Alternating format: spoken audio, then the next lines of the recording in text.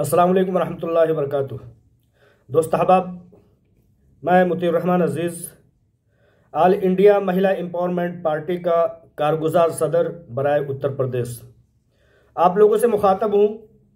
जैसा कि आप लोग जानते हैं कि साबिक़ा दिनों में जब ऑल इंडिया महिला एम्पावरमेंट पार्टी ने उत्तर प्रदेश में इलेक्शन में उतरने का ऐलान किया, उसके बाद से अल्हम्दुलिल्लाह उत्तर प्रदेश और पूरे मुल्क भर से मुबारकबादियों और इस इक़दाम की सताइश के लिए फ़ोन कॉल्स, ईमेल और व्हाट्सएप के ज़रिए से एसएमएस के ज़रिए से पैगामात मौसूल होने शुरू हुए। अल्हम्दुलिल्लाह मुल्क भर से बहुत बेहतरीन एक रिस्पॉन्स रहा है हमारी हौसला अफजाई के लिए, आगे बढ़ने के लिए और उत्तर प्रदेश में एक ऐसी हुकूमत बनाने के लिए जो जमहूरियत में भरोसा रखती हो और पूरे उत्तर प्रदेश के लोगों को बिला तफरीक़ मज़हब व मिल्लत, बिला तफरीक़ गरीब और अमीर के वो इंसाफ करना जानती हो। ऐसी हुकूमत को लाने में हम मुस्तैद और मुतहर्रिक हर तरह से मुस्तैद हैं। अल्हम्दुलिल्लाह उसके बाद जब से हमने ये ऐलान किया है, इलाक़ों के नेता और उम्मीदवार हमसे रब्ता कर रहे हैं। कई एक लोगों का कहना यह है कि मेरे ख़िलाफ़ आप अपने कोई कैंडिडेट न उतारें क्योंकि मैं पहले ही से मज़लूम हूँ। तो हमारी पार्टी इस बारे में बहुत ज़्यादा गौर करते हुए ये उम्मीद रखती है और ये ऐलान करती है कि हमारी पार्टी महिला एम्पावरमेंट पार्टी ऐसा कोई इरादा नहीं रखती कि किसी को हम हराने का काम करें। किसी पार्टी के ख़िलाफ़ हमारी पार्टी नहीं है। हम सिर्फ़ और सिर्फ इंसाफ का बोलबाला करने के लिए मैदान सियासत में उतरे हैं। हम कभी किसी को हराने के लिए मैदान सियासत में नहीं उतरेंगे। हमारी पूरी ख्वाहिश ये होगी कि एक बाइंसाफ मुआशरा कायम हो और जो कैंडिडेट, जो लीडर, चाहे वो किसी भी पार्टी से ताल्लुक़ रखता हो, अगर वो जीतने के लायक है, इंसाफ पर और हक पर वो गामजन रहता है, चाहे वो किसी मज़हब और किसी भी बिरादरी से हो, हम उसको सपोर्ट करने के लिए अपने आप को उसके लिए मुस्तैद व मुतहर्रिक रखेंगे। ऐसे कैंडिडेट जो जीतने के लिए आ रहे हैं, जो आवाम की बगैर किसी मिल्लत के तफरीक किए हुए खिदमत करना चाहते हैं, हम उनके साथ हैं। हमारा ऐसा कोई इरादा नहीं है कि किसी को हराने के लिए हम मैदान में उतरे हैं। हमारी किसी पार्टी से कोई दुश्मनी है, कोई ईज़ा है, ऐसा कुछ नहीं है। हम सिर्फ़ और सिर्फ इंसाफ के बोलबाला के लिए आगे आए हैं और इस ताल्लुक़ से कई एक पार्टियां हमारी सुप्रीमो बहन आलमा डॉक्टर नोहरा शेख साहिबा के राब्ते में आ रही हैं और उनका कहना यह है कि अगर आप हमें सपोर्ट कर देती हैं तो उसका नतीजा ये निकलेगा कि एक शिद्दत पसंद पार्टी उत्तर प्रदेश से, जिसको भारतीय जनता पार्टी और योगी की सरकार के नाम से जाना जाता है, उसको हराने में कामयाबी मिलेगी। लिहाजा हम ये चाहते हैं कि जहाँ तक उत्तर प्रदेश के अवाम ने 5 साल तक एक सरकार को देखा है, उससे उम्मीदें वाबस्ता रखी, लेकिन वो उम्मीदों पर खरा नहीं उतर सकी। ज़ात बिरादरी की सियासत करने वाली उत्तर प्रदेश की योगी सरकार ने अभी तक रोज़गार के ताल्लुक से सोचने का कोई काम नहीं किया, जबकि 5 साल गुजर गए।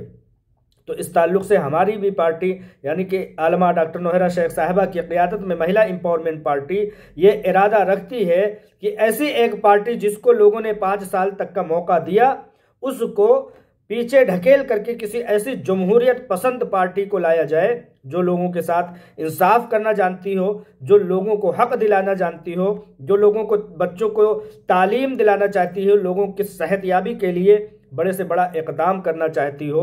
ऐसी पार्टी को लाना हमारा मकसद है। हमारा किसी भी तरह से ऐसा मकसद नहीं है कि ज़्यादा से ज़्यादा तादाद में लीडरान को उतार करके वोटों को ज़ाया करने का सबब बना जाए। अगर हमारे किसी भी मैदान में किसी भी लीडर के ख़िलाफ़ उतरने से अगर उसकी शबीह मजरूह होती है और वो हार जाता है हमारे उतरने से, तो हम इस बात को फ़ौक़ियत देंगे कि अपना वहाँ उतरना कैंसिल कर दें। हम ये चाहेंगे कि एक ऐसा इंसाफ पसंद लीडर जीते जो कि आवाम के लिए वक्फ हो, पहले से आवाम के लिए वक्फ रह करके काम करना जानता हो और एक अच्छी शबीह का मालिक हो। हमने कई एक लोगों की अपील पर, कई एक लीडरान की अपील पर उनके मैदान सियासत के इलाके से हमने अपने कैंडिडेट को उनको सपोर्ट करने के लिए कह दिया कि अगर हमारा सपोर्ट हो जाता है तो ये जमहूरियत पसंद लीडर जीत जाता है, और जब ये जीत जाता है तो कहीं ना कहीं इंसाफ की बालादस्ती कायम होगी और इंसाफ का हक और इंसाफ मिलने में कामयाबी होगी इंशाअल्लाह ताला। इस सोच के साथ कि हमारा कभी भी किसी भी पार्टी से कोई दुश्मनी, कोई अनानियत नहीं है, लेकिन इस बात को हम उजागर करते रहेंगे कि किस पार्टी के आने से जमहूरियत पसंद सेकुलर ताकत जीत जाएगी और किस पार्टी के आने से जमहूरियत पसंद सेकुलर पार्टी हार जाएगी। लिहाजा आवाम से भी हमारी यही अपील है, हमारी पार्टी की अपील है कि आप लोग अपने कीमती वोटों को, आप अपने जानने वालों के कीमती वोटों को ऐसे लीडर के झोली में डालें जो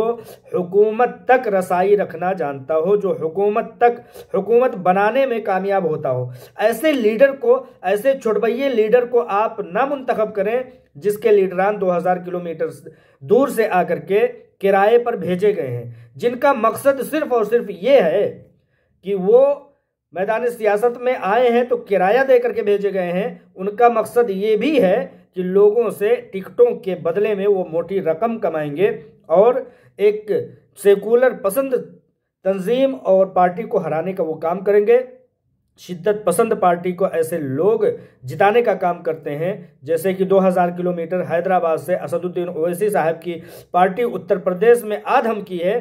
ठीक उसी तरह से जैसे बिहार में सिर्फ और सिर्फ चंद सीटों के बदले में असदुद्दीन ओवैसी ने वहां की तमाम रियासत भर की सीटों पर असर अंदाज हुए।